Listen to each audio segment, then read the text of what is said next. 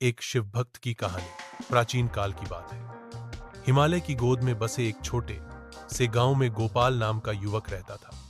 गोपाल साधारण किसान परिवार का पुत्र था, लेकिन उसकी रुचि खेती, बाड़ी या व्यापार में नहीं थी।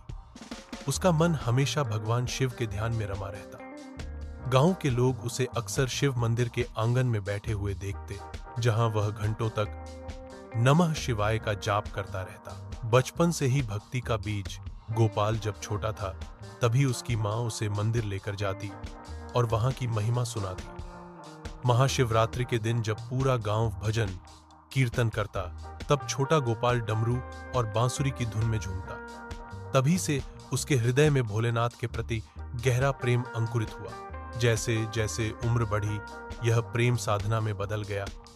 उसके साथी खेलकूद में मग्न रहते, लेकिन गोपाल नदी के किनारे बैठकर शिवजी की कथा सुनाता और भजन गाता। कठिन परिस्थितियां, किसी भक्त की परीक्षा बिना कठिनाई के पूरी नहीं होती। गोपाल के पिता चाहते थे कि वह खेत संभाले और घर की जिम्मेदारियां उठाए, लेकिन गोपाल का मन संसारिक बंधनों में नहीं लगता। पिता कई बार नाराज भी हो जाते।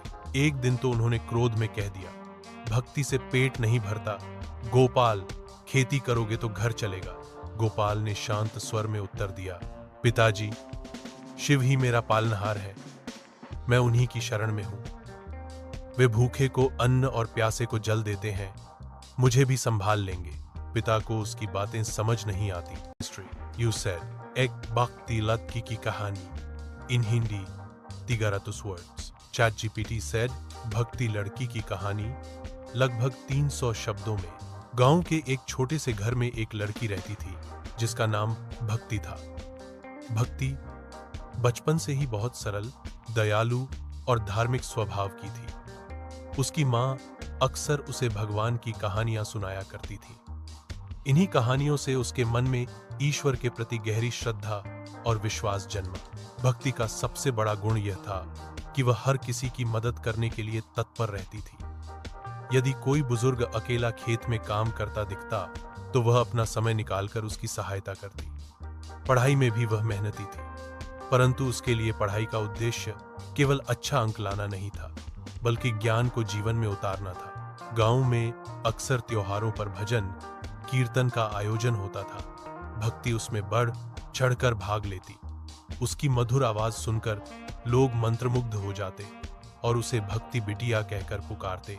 धीरे धीरे गांव के छोटे बड़े सभी उसे आदर्श मानने लगे। एक बार गांव में भयंकर सूखा पड़ा।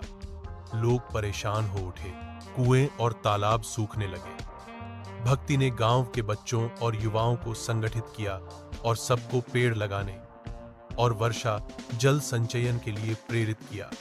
उसकी लगन और सच्चाई देखकर गांव वाले भी साथ आ गए।